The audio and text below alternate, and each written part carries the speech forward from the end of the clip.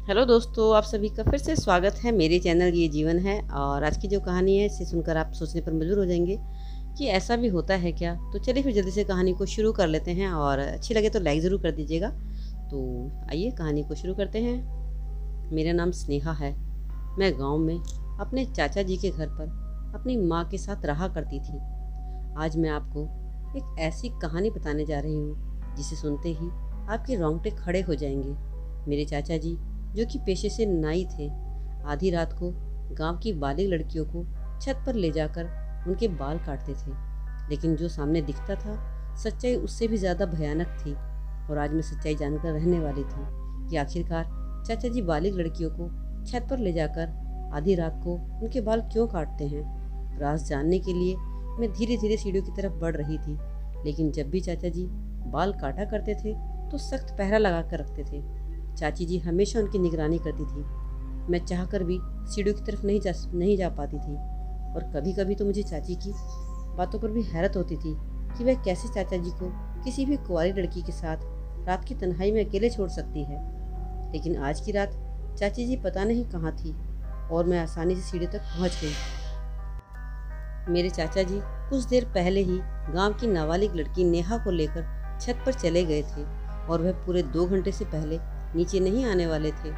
इन 2 घंटों में चाचा जी लड़की के साथ क्या करते थे और छत पर क्या क्या होता था, मुझे ये सब जानने की बहुत ज़्यादा जिज्ञासा हो रही थी। कहने को तो मेरे चाचा जी पेशे से एक नाई थे, लेकिन उनका काम और काम करने का तरीका मेरे लिए बहुत ही हैरान कर देने वाला था। और आज की रात मुझे ये जानकर रहना था कि आखिर चाचा जी सिर्फ बालिग होने वाली लड़कियों के बाल ही क्यों काटते हैं, और वह भी आधी रात को छत पर अकेले।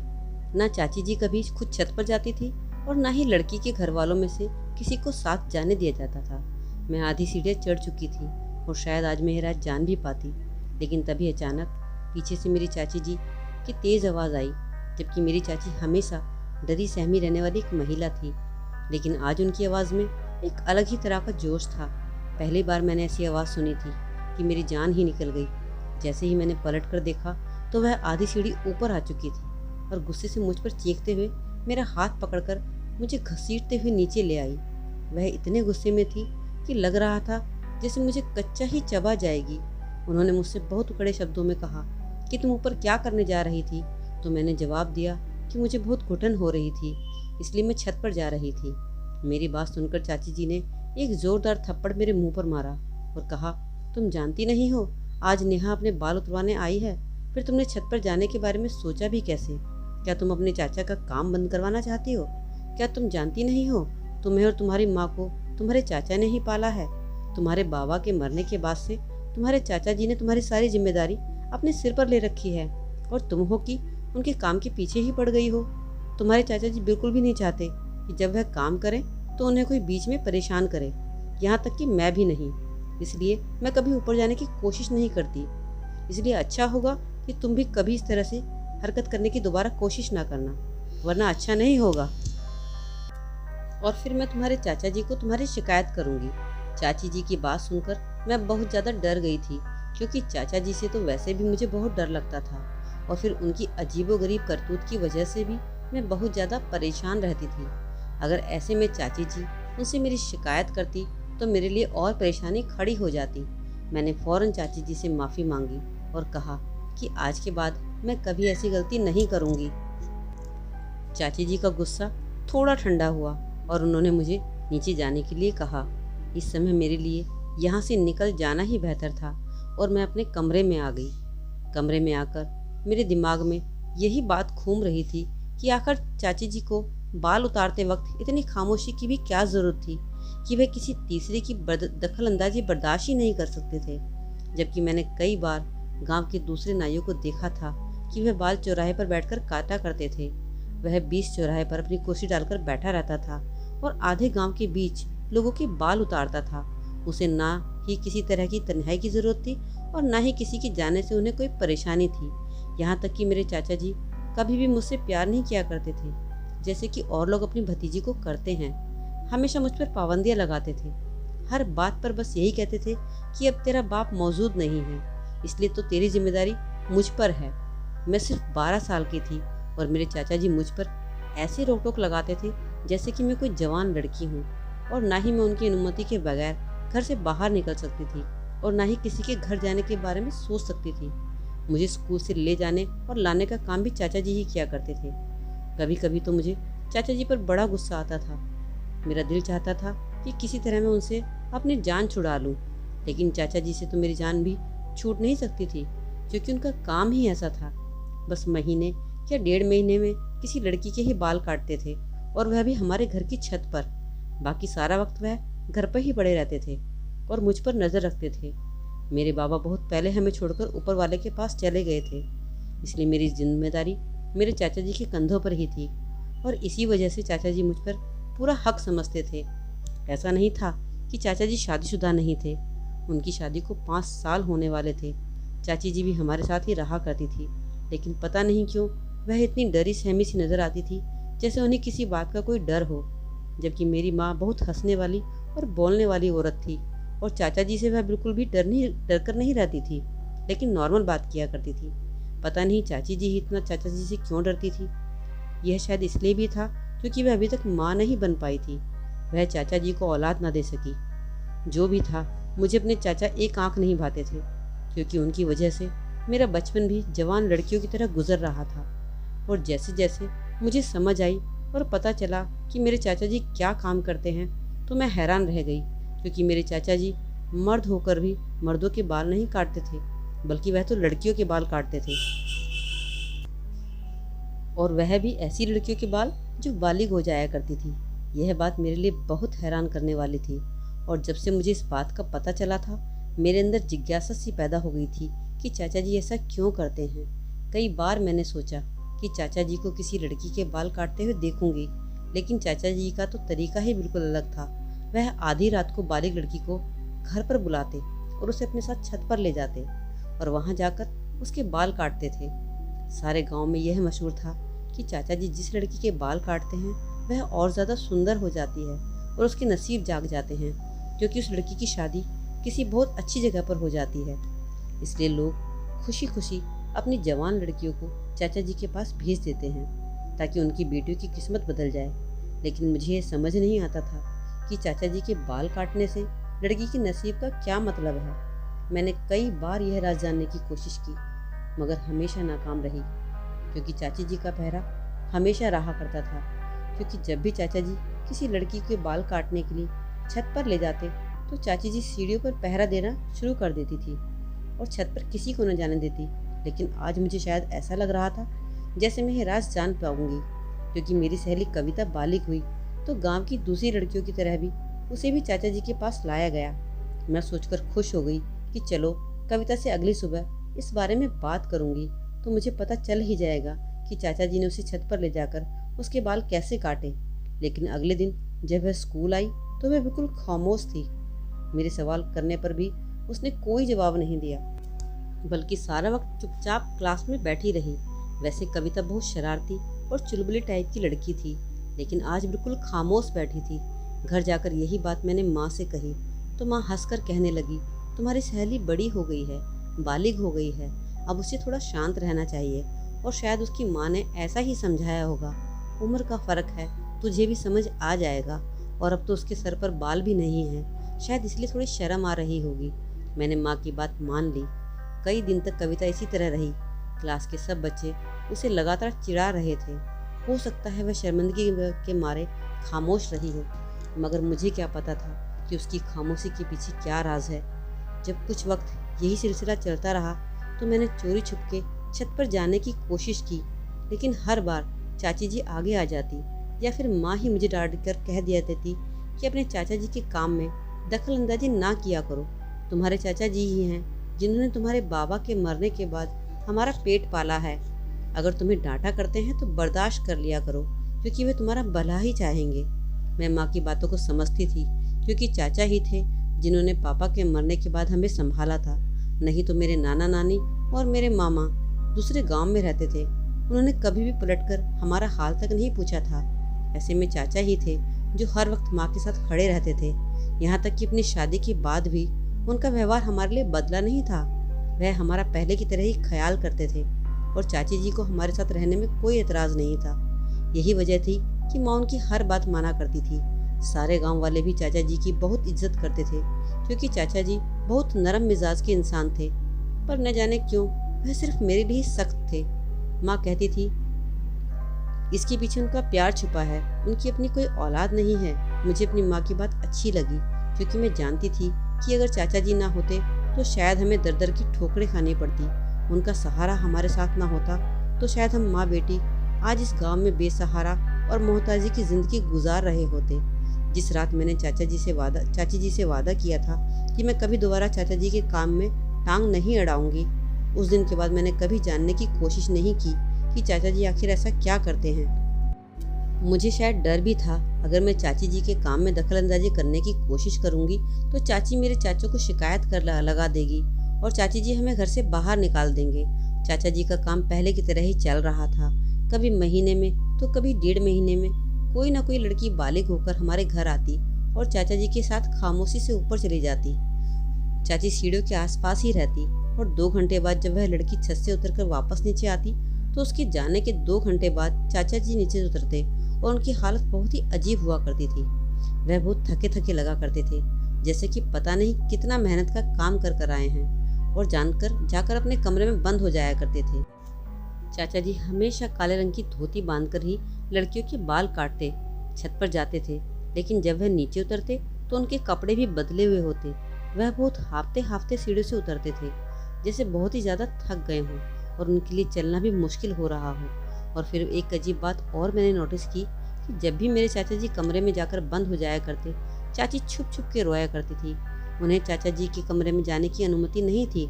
आखिर 2 घंटे बाद बाल काटने के बाद चाचा जी इतना कैसे थक जाया करते थे कि सारा दिन कमरे से निकला ही नहीं करते थे। एक दिन जब चाचा जी बाल काट कर नीचे आए और अपने कमरे में चले गए तो मैंने चाची जी को बाहर देखा। मेरे स्कूल की छुट्टी थी, इसलिए चाचा जी आज मेरी भी फिक्र नहीं थी और माँ भी घर पर नहीं थी। मैं किचन में पानी पीने गई तो वहाँ चाची छुप छुप कर रो रही थी। यह पहली बार था जब मैंने चाची जी को इस तरह रोते हुए देखा था। मैं फ़ौरन भागकर चाची जी के पास गई और पूछा कि क्या हुआ चाची जी, आप रो क्यों रही हैं। मेरी बात सुनकर चाची जी ने जल्दी से अपने आंसू दुपट्टे से पोंछ लिए और कहने लगी, नहीं पगली, मैं नहीं रो रही हूँ, तुम बताओ तुम्हें क्या चाहिए। मैं अच्छी तरह जानती थी कि चाची जी रो रही हैं और यह देखकर मुझे हैरानी के साथ साथ परेशानी भी हुई कि ऐसी कौन सी बात है जिसकी वजह से चाची जी छुप छुप कर रोना पड़ रहा है। मुझे चाचा जी पर गुस्सा आ रहा था। उस दिन के बाद मैं चाचा जी पर नज़र रखने लगी। जब भी चाचा जी बाल काट कर नीचे आते और कमरे में बंद हो जाते, चाची छुप छुप कर रोया करती थी। और अब वह दिन भी आया जब मैं जवान हो गई। उस दिन मेरी माँ ने मेरा माथा चूमा और कहने लगी, मैं चाहती हूँ कि गांव की सभी लड़कियों की तरह तेरे चाचा के हाथों तेरी किस्मत चमकाई जाए। माँ की बात सुनते ही मेरी जान निकल गई। अब माँ मुझे बाल कटवाने के लिए चाचा जी के हवाले करने जा रही थी। गंजी होना मेरे लिए बहुत ही शर्मिंदगी की बात थी। मैं यह सोचकर परेशान थी कि गांव की दूसरी लड़कियों की तरह मुझे भी सबके सामने मजाक का निशाना बनना पड़ेगा। मैंने माँ के आगे हाथ जोड़ दिया और माँ से कहा कि मैं किसी भी हाल में बाल नहीं कटवाऊंगी। मेरा इनकार सुनकर माँ ने जोर से कहा कि तू क्या चाहती है, तू जानती नहीं कि तेरे चाचा जी की वजह से कैसे गांव की लड़कियों की किस्मत बदल गई है। जिसके भी बाल काटे हैं, कुछ ही दिनों में उनकी शादी बड़ी धूमधाम से और बहुत ही अच्छी जगह हुई है। गांव वाले ऐसे ही नहीं तेरे चाचा की बातों पर विश्वास करते हैं। जब लोग फ़ायदा उठा रहे हैं तो हम अपने घर वाले क्यों नहीं। मेरे लाख मना करने के बाद भी माँ ने चाचा जी को बुलाया और चाचा जी से कहा कि आज की रात तुझे अपनी भतीजी के बाल उतारने हैं। यह सुनकर चाचा जी के चेहरे का रंग फीका पड़ गया और कहने लगे कि क्या अपनी स्नेहा भी बालिग हो गई है। माँ ने मुस्कुराकर कहा कि हाँ, अब स्नेहा की बारी है कि हम उसकी धूमधाम से शादी किसी अच्छी जगह कर दें, और अगर इसके बालों पर तेरा हाथ लग गया तो गांव की दूसरी लड़कियों की तरह इसकी किस्मत भी चमक उठेगी। यह कहकर माँ ने मुझे चाचा जी के साथ छत पर भेज दिया। मैं बहुत डरी हुई थी। छत पर जाते ही चाचा जी ने मेरे सर पर हाथ फेरा। मैं चाचा जी से मिन्नत कर रही थी कि मेरे बाल ना काटें, क्योंकि मैं गंजी नज़र नहीं आना चाहती थी। कुछ देर बाद चाचा जी अपनी धोती बांधे मेरे आगे बैठे। उसके बाद चाचा जी मेरे करीब आए और फिर मैं जैसे ही चाचा जी ने मेरे सर पर हाथ रखा तो मेरी आंखों से आंसू बहने लगे। चाचा जी ने मुझे पकड़कर अपने सीने से लगा लिया और मुझे ऐसा लगा जैसे मेरा दम घुट जाएगा, क्योंकि चाचा जी ने मुझे बहुत मजबूती से पकड़ा हुआ था। तभी मुझे महसूस हुआ कि चाचा जी रो रहे हैं। मैं हैरान हो गई। काफ़ी देर बाद जब चाचा जी ने मुझे खुद से अलग किया तो उनकी आंखें लाल हो चुकी थी और आंसू से उनका चेहरा भीगा हुआ था। और फिर रोते रोते चाचा जी कहने लगे, स्नेहा, मैं तेरे बाल नहीं काट सकता, मैं तेरे साथ कुछ गलत नहीं कर सकता। तू मेरे भाई की निशानी है और तेरी इज्जत मेरे घर की इज्जत है। चाचा जी की बात मुझे बिल्कुल भी समझ नहीं आई थी, लेकिन चाचा जी के शब्दों ने मुझे चौंकाने पर मजबूर कर दिया। मैंने चाचा जी से कहा कि आखिर आप कहना क्या चाहते हैं। चाचा जी ने कहा, तुम वापस अपनी माँ के पास चली जाओ और उनसे कहना कि चाचा जी तेरे बाल नहीं काट सकते। मैं उल्टे कदमों सीधे नीचे उतरकर माँ के पास चली आई और माँ को सब कुछ बता दिया। यह सुनकर माँ चाचा जी के कमरे की तरफ चल दी। मैं भी माँ के साथ ही थी। जब हम कमरे में गए तो चाचा जी चाची के कदमों में बैठकर रो रहे थे। यह सब देखकर माँ परेशान हो गई और उन दोनों से पूछा कि आखिर बात क्या है, मुझे भी तो कुछ पता चले। काफ़ी देर आंसू बहाने के बाद चाचा जी ने एक ऐसा राज हमारे सामने खोला जिसे सुनकर हमारी आत्मा कांप गई। चाचा जी ऐसा भी काम कर सकते हैं, हम सोच भी नहीं सकते थे। चाचा जी ने रोते हुए बताया कि आज से कई साल पहले की बात है, जब मैं एक खास नाई नहीं था, आम नाइयों की तरह ही था, और फिर गांव के चौधरी ने मुझे अपने बाल काटने की नौकरी पर लगा लिया। अब मैं सिर्फ उन्हीं के बाल काटा करता था। वह बहुत अय्याश किस्म के इंसान थे। मुझे उनकी आदत बिल्कुल भी अच्छी नहीं लगा करती थी। वह हमेशा बहुत अजीब तरह की बातें किया करते थे, लेकिन चाचा जी की मजबूरी थी कि उन्हें नौकरी करनी पड़ रही थी। और फिर एक दिन गांव के चौधरी ने चाचा जी को अपनी नौकरी से निकाल दिया और एक नया काम सौंप दिया। गांव के चौधरी ने सारे गांव में यह बात मशहूर कर दी कि चाचा जी के हाथ में बहुत जादू है और वह जिसके भी बाल काटते हैं उसकी किस्मत संवर जाती है। यहाँ तक कि गांव की चौधरी की ज़मीन भी फलने फूलने लगी थी, और यह इसलिए ही हुआ था क्योंकि चाचा जी ने उनके बालों को हाथ लगाया था। सारे गांव वाले अनपढ़ और सीधे साधे लोग थे। उनके लिए तो गांव की चौधरी की ही बात सही होती थी। और फिर चौधरी साहब ने अपने खास नौकर के ज़रिए यह बात भी फैला दी कि अगर मैं किसी बालिग लड़की के बाल काटूंगा तो उसकी किस्मत बदल जाएगी और उसकी शादी बहुत अच्छी जगह होगी। मुझे समझ नहीं आ रहा था कि चौधरी साहब ने यह सब क्यों किया। चौधरी साहब ने मुझे लाखों रुपए देने का वादा किया था और कहा था कि मुझे बस गांव की जवान होने वाली लड़कियों के बाल उतारने हैं। मुझे लगा कि इसमें कोई गलत बात नहीं होगी, और फिर गांव वाले ये सोचकर मेरे पास अपनी नाबालिग बेटियों को मेरे पास लाने लगे तो उनकी किस्मत बदलने लगी। तो मैं भी खुशी खुशी रात के अंधेरे में उनके बाल उतार दिया करता, और बदले में चौधरी साहब मुझे हज़ारों रुपए देते थे। कई सालों तक यही सिलसिला चलता रहा। और फिर जब मेरी शादी तुम्हारी चाची जी से हुई तो उस पहली रात मेरे सामने यह राज खुला कि मैं जिन लड़कियों के बाल काटता हूँ उनके साथ चौधरी साहब क्या खेल खेलते हैं। और यह जानकर मेरे भी रोंगटे खड़े हो गए थे। लेकिन मैं चौधरी साहब के इस गंदे खेल में बुरी तरह फंस चुका था और मैं चाह कर भी खुद को नहीं बचा पाया था, और आज तक मैं इस खेल में का शिकार हूँ। चौधरी साहब को कम उम्र जवान लड़कियों के साथ अपनी हवस पूरी करने का शौक था, और गांव में इस बात को बहुत ज़्यादा छुपाया जाता था कि कोई लड़की कब जवान हुई है। इसलिए चौधरी साहब ने ही खेल रचाया था और लोग उनकी बातों में आ गए। जवान होने वाली लड़की जैसे ही मेरे पास आकर अपने बाल कटवाती तो चौधरी साहब इस बात की खबर हो जाती कि यह लड़की अब बालिग हुई है, और वह उसके साथ अपनी हवस पूरी करने के लिए कोई ना कोई खेल रचाकर उसे अपनी हवेली पर बुला लिया करते थे, और गांव की हर लड़की उनकी हवस का शिकार हो जाती। और तुम्हारी चाची भी उन्हीं लड़कियों में से एक थी, और इस बात का राज शादी की रात तुम्हारी चाची जी ने मेरे सामने खोला था। लेकिन उस वक्त तक मैं बुरी तरह चौधरी साहब के काम में फंस चुका था। उन्होंने मुझे ब्लैकमेल करना शुरू कर दिया था कि अगर मैं बात किसी को बताऊंगा तो वे मुझे उल्टा फंसा देंगे। इसी वजह से यह काम मैं कभी नहीं छोड़ पाया, और इसी कारण मैं तुम पर भी इतनी सख्ती किया करता था, तुम्हें बाहर नहीं जाने दिया करता था ताकि चौधरी की गंदी नज़र तुम पर ना पड़े। तुम्हारी चाची बहुत अच्छी तरह जानती थी कि जिन लड़कियों के बाल काटता हूँ उनके साथ चौधरी साहब क्या करते हैं, इसलिए वह छुप छुप कर रोया करती थी। और मैं भी काम करके जब नीचे आता था तो इसलिए कमरे में चला जाता था क्योंकि मुझे अपने ऊपर बहुत शर्मिंदगी हुआ करती थी। चौधरी साहब ने मुझे खास काले रंग की धोती भी दी थी और कहा था कि लड़की के बाल काटते वक्त यही धोती पहना करो ताकि लोगों को लगे कि वाकई तुम कुछ खास काम कर रहे हो, जिसकी वजह से लड़कियों की किस्मत बदलती है। और यह साबित करने के लिए वे उन लड़कियों की शादी अपने नौकरों से करवा देते थे और उन्हें बहुत सारा पैसा देते थे ताकि गाँव वालों को लगे कि हमारी बेटी की किस्मत बदल गई है। चौधरी साहब के पास पैसे की कोई कमी नहीं थी, इसलिए अपनी अय्याशी पर आंख बंद करके पैसा लुटा रहे थे और मैं उनके हाथों की कठपुतली बन चुका था। लेकिन मैं तुम्हारे बाल काट कर चौधरी साहब को यह खबर नहीं पहुंचाना चाहता था कि तुम भी जवान हो चुकी हो, क्योंकि मैं जानता हूँ कि इस तरह तुम पर भी उनके जुल्म से नहीं बच पाओगी। चाचा जी की बात सुनकर मैं और माँ रोने लगी थी। हमें तो इस चीज़ की कुछ खबर ही नहीं थी। माँ दूसरे गांव से शादी होकर आई थी, इसलिए उन्हें भी चौधरी साहब के बारे में कुछ नहीं पता था। मुझे तो चाचा जी का अपने ऊपर नज़र रखना और उनका हमेशा पाबंदी लगाना बुरा लगता था। लेकिन अब मैं सोच रही थी कि चाचा जी मुझसे कितनी मोहब्बत करते हैं कि जो मुझे चौधरी साहब से बचाने के लिए इस कदर कोशिश करते रहते थे। चाचा जी ने हमसे वादा किया कि वह मेरी इज्जत पर आँच नहीं आने देंगे और ना ही आइंदा गांव की किसी दूसरी लड़की की बर्बादी का जरिया बनेंगे। चाचा जी ने रोते हुए माँ और चाची से कहा कि आप सामान बांध लो, हम इस गांव को छोड़कर कहीं दूर चले जाएंगे और जाने से पहले मैं गांव के मास्टर के नाम एक खत लिख जाऊंगा, जिसमें मैं सारी हकीकत लिख दूंगा।